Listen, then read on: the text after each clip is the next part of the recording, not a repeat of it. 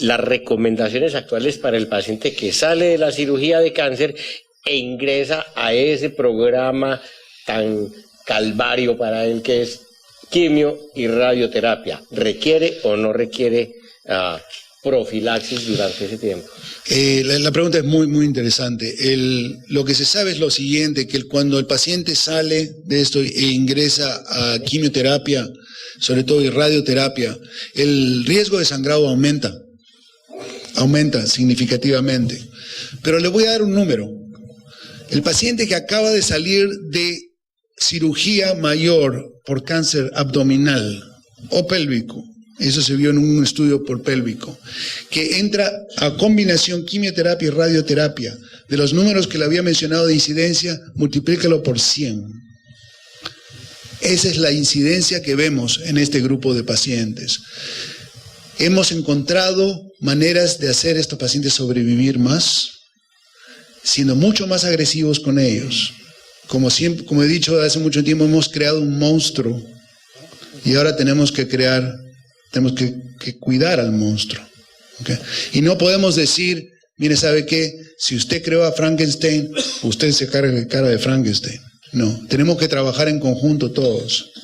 Y sobre todo, explicar al paciente los pros y los contras de la intervención y llegar a una decisión conjunta e informada de lo que se va a realizar. Doctor Menajowski, una pregunta. ¿Recomendaciones para los pacientes que van a viajar en avión durante periodos extendidos de tiempo?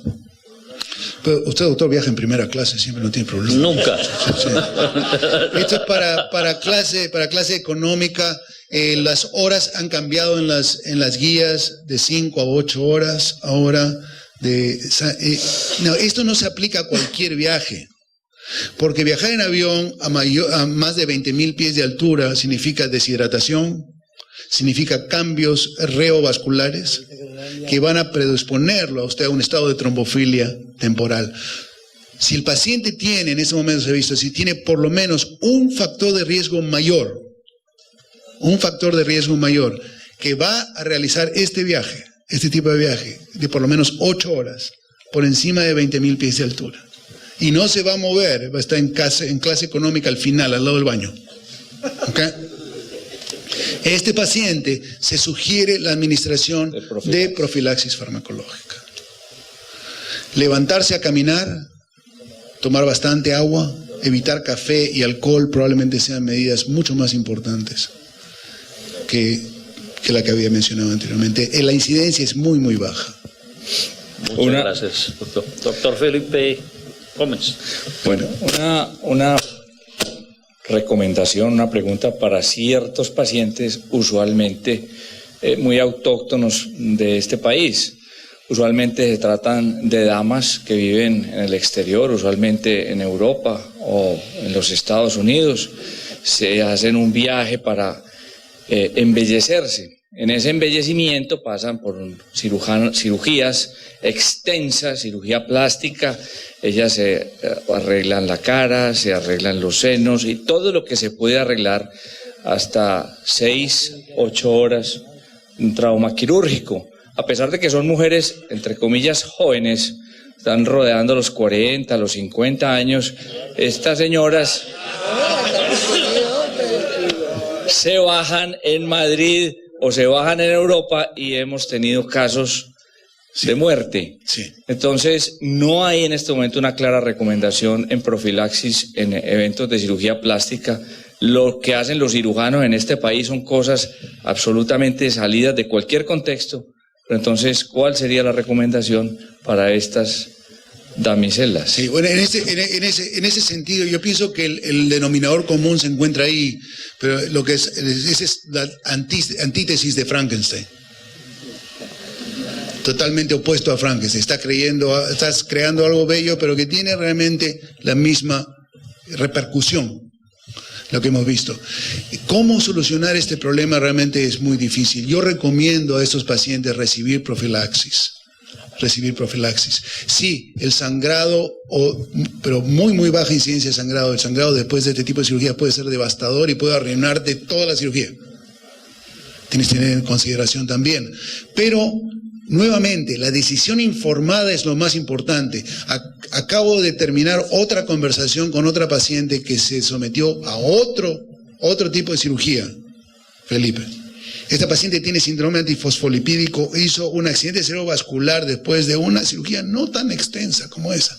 Y ella continúa haciendo cirugías. El psiquiatra no me ayuda.